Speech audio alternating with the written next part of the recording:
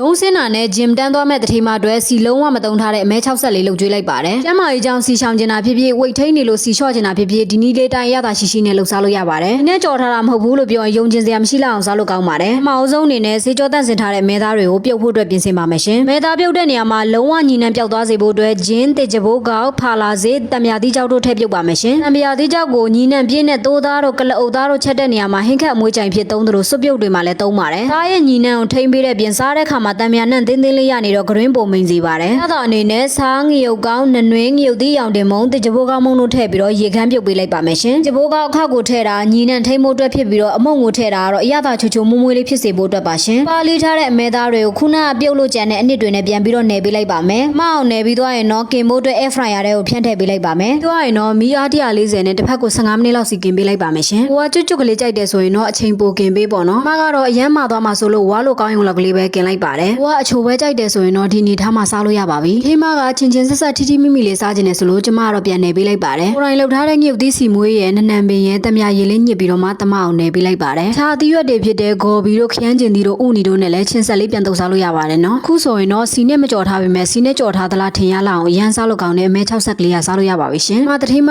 နောက်ရက်လည်းဒီလိုလှုပ်ကြွေးပါအောင်လို့ပြောရတဲ့အထီမောင်ကျန်တတို့ဖြစ်သွားပါပြီရှင်။လှုပ်စားလိုက်တာကအရသာရှိရှိစားလို့ရတဲ့အပြင်စီတွေနဲ့ကြော်ထားတာမဟုတ်တော့ကယ်လိုရီအများကြီးပါမှလည်းကြောက်စရာမလိုတော့ပါဘူး။ဝိတ်ချတဲ့လူကအသားနဲ့အသီးရွက်ကိုမြမြတတစားတင်တာမို့လို့ဆလတ်တစ်မျိုးလေးလုပ်ပေးလိုက်ပါတယ်ရှင်။ဒီချက်ဖြစ်တာလေးကတော့ဒီလောက်ပါပဲ။ကျေးဇူးပါရှင်။ဘိုင်ဘိုင်